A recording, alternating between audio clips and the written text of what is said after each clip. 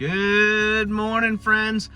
Today, I want to talk to you about should you inspect your septic system on an old house? Let's get into it. So, what happened was, I have a particular client who was looking at purchasing a home from the 1959 time period, right?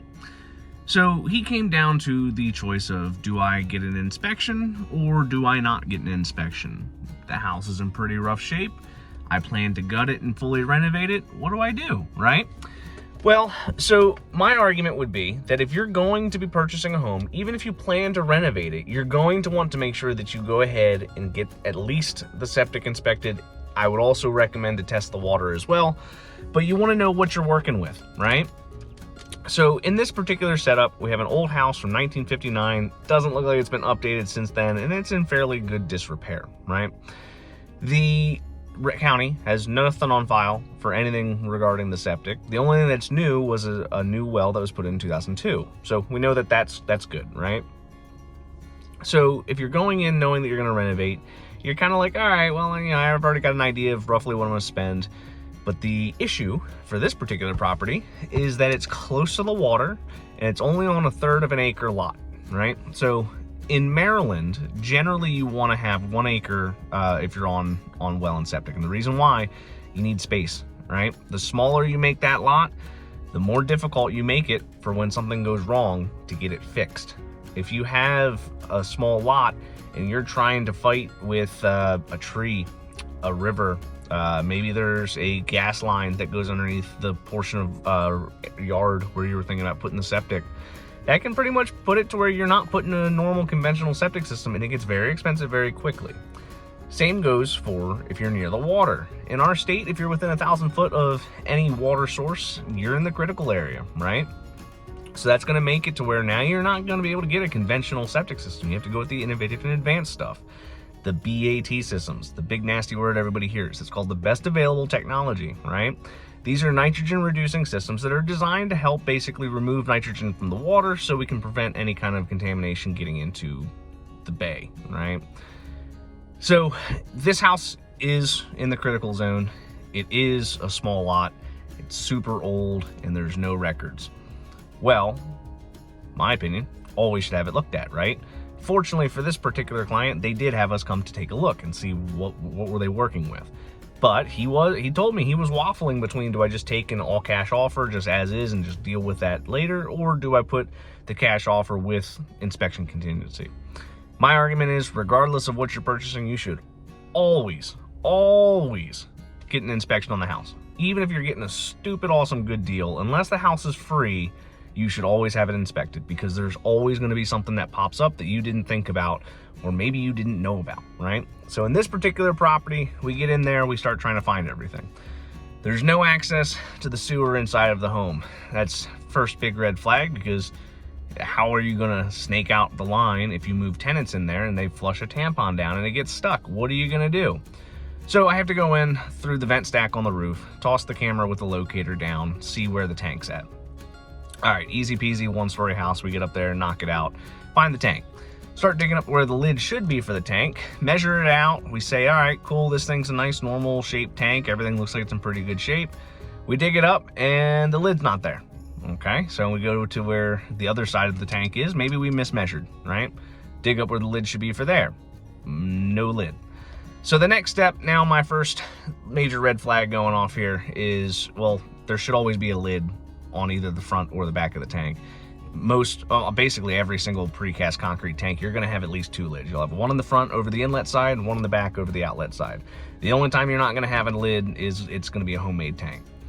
So how I usually confirm that it's a homemade tank before digging up the entire 10x5 area is you just dig up the side, and then basically you dig down about a foot, and then you're going to see about a 2 to 3 inch ledge that'll be at the top of the tank, and then there'll be like about a 1/2 inch to 3/4 inch gap, and then it'll be cinder block all the way down. So I dug down about a foot, and then we dig out about 18 inches or so. And the reason I want to dig down and out is so I can see the seams on the block. Once you dig down and you see that you're dealing with a cinder block tank, in the state of Maryland, doesn't matter what you're doing, doesn't matter what the condition of that thing is, it's got to go. You got to replace it. So right off the bat, as soon as we find the tank, as soon as we dig it up and we figure out, okay, it's a cinder block tank, now we know this person's getting a brand new tank, and it's probably gonna be that they're getting a brand new absorption system. The county doesn't usually let you connect a new tank to an existing trench system from 1959. Sometimes they do, but most commonly they don't. The reason why is a lot of times those drain fields would be tile trenches or Orangeburg trenches. Orangeburg's a nasty pipe material that just fails terribly bad. So whenever this happens, we have to tell them, hey, look, you're gonna be replacing the tank. The county's gonna have to approve the existing trenches, and the chances of this particular county approving that trench system is very, very low, and you're probably gonna end up needing to replace all of it. And then that's where you get into the advanced treatment system, because you've already got a small lot and you've got the water near you. So by doing this inspection, right, the guy was already planning on making, you know, $40,000, $50,000 by renovating and keeping the house. But, you know, if you spend $40,000 or $60,000 on the septic, you broke even. So all that headache just to buy the house is not worth it for him. So he's going to back out of that. But it made me think that, well, what about all the people who don't get these inspections done? They're probably getting absolutely destroyed by it. So I think it's important to make sure that everybody knows, if you have an old house, you need to make sure you get it inspected. You need to make sure that you're doing your due diligence, you're hiring somebody who knows what they're looking at, getting in there, seeing what you're working with, and then making an informed decision. If you're going in blind, you're gonna lose money. It's just kind of how it is. You might get lucky, right? There's always that one guy who has I made $80,000 buying this house, but sometimes it doesn't always work out, right? And I would say for a majority of people, it doesn't work out too. I've seen plenty of flippers buy homes, no idea what's going on. I come in on the back end when they go to sell the house to a new buyer. New buyer hires me, takes a look at it, and I go, oh, wow, that's not good. And then now they've lost all their profit, right? So if you're making really, really small margin flips, if you're taking that gamble, you gotta be careful.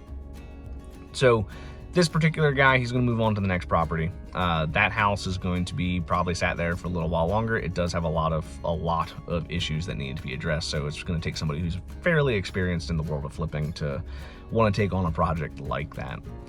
Generally, whenever it comes to how old is too old for a septic system, I would say anything that's over 40 years old, you 100% need to get a look at.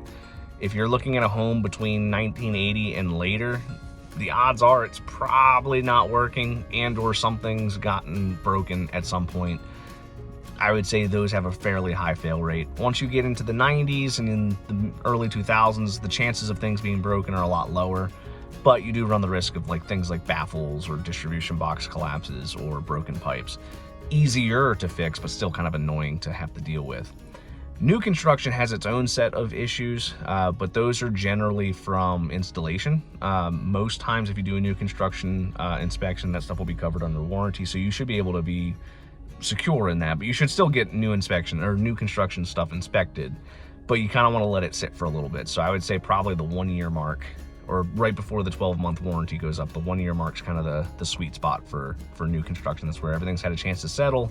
You've seen kind of what's going on, and you kind of know more of what you're working with as the house ages, right? I hope that this was informative for you. If you enjoy content like this, I post videos every day on the world of well and septic. My goal is to help everybody kind of go together and learn a little bit more about something that everybody thinks is spooky and scary. It truly is not. We're in this together.